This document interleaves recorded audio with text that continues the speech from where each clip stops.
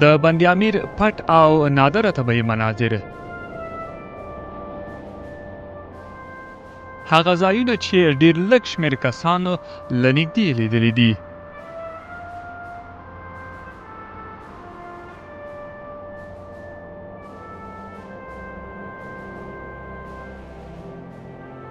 ډېری سیلانیان داسې انګیري لکه د بند امیر مناظر چې یوازې همدا ښایسته اوبو ته ویل کیږي، خو حقیقت دا دی چې دا سیمه نورې ډېرې ښکلې منظرې هم لري.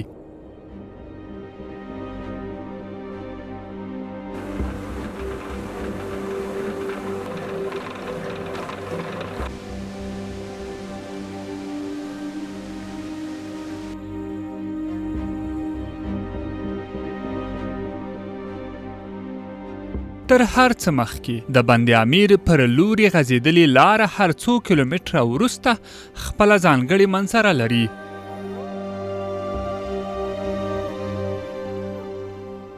ښایسته سړکونه، د ځایي خلکو کورونه او نورې طبیعي ښکلاوې.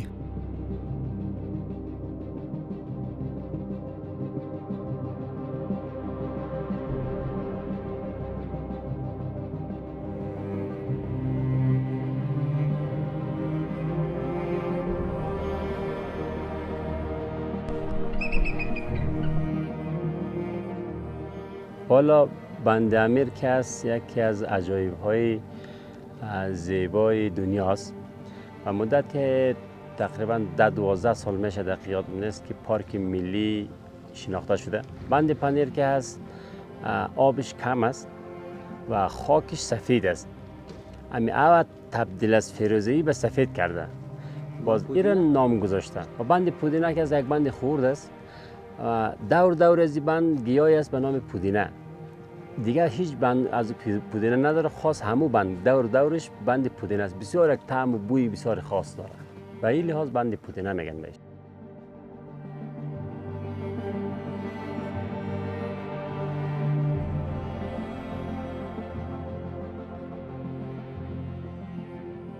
کله چې د بند امیر د اوبو فيروزيي رنګ له خاورینو غونډیو او د لمر له وړانګو د انعکاس سره یوځای شي، یوه بېسارې ښکلا جوړوي چې په نړۍ کې یې مثال ډېر کم تر سترګو کیږي.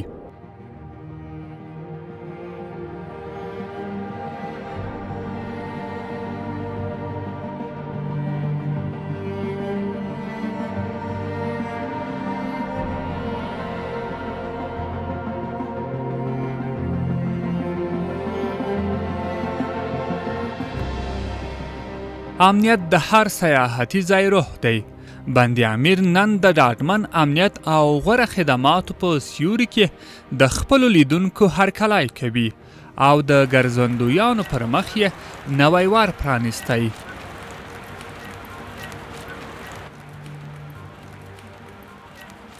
این تعطیلی دیروز ختم شده. بعد از تعطیلی بسیار شلوغ بودن، گردشگرها زیاد می آمدن از خارجی، داخلی، از مزار، هرات، ننگرهار، قندهار زیاد می آمدن مردم.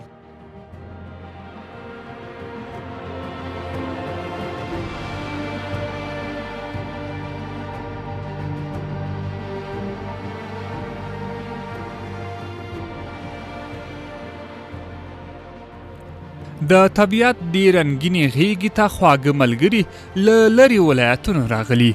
د خندا او خبرو په خوږو شیبو کې د وختونو ستړیا له یاده باسي.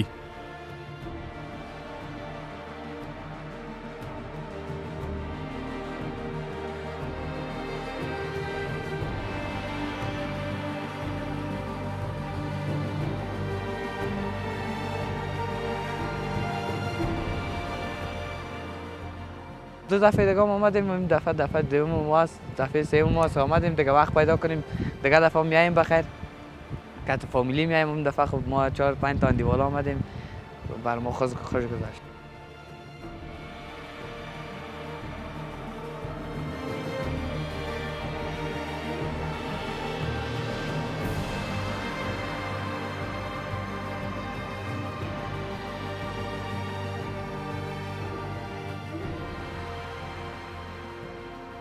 بسیار یک جای سیاحتی است دیگه، همراه دوستا یک دو روز میشه که آمدیم، مردم بسیار خوب دارم، مهمان نواز دیگه بسیار مردم هم هستن. همیشه آمدیم ما بازی دیگه.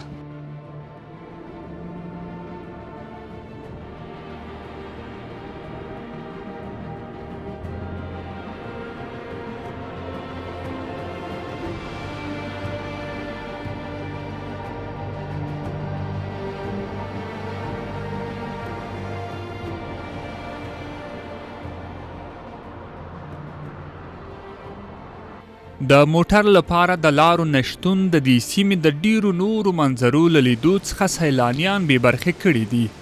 که څه هم د دې ځای د سړکونو جوړول ډیر لږ کار ته اړتیا لري، خو په ګرځندوی به یې اغیزې خورا زیاتې وي.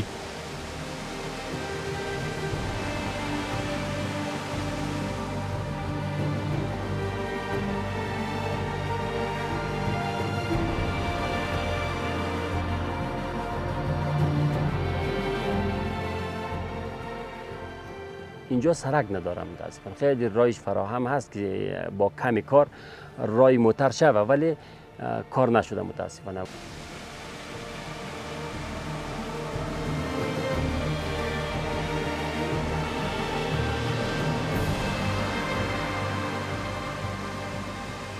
قدرمنو لیدونکو، دا جنتي وطن د طبیعت یوه ژوندۍ کیسه ده. د دې ځای د خلکو مینهناک مزاج د هر لیدونکي زړه ګټي. تر لیدلو وروسته یې په صفتونو نه مړیږي.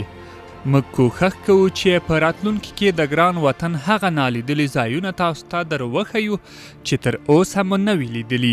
په پای کې د یوې هیلې په توګه راځئ چې د خپل کور، کلي، ښار او د هیواد د هرې برخې پاکۍ ته پام وکړو. د با فرهنګه او ښایسته افغانستان په هیله.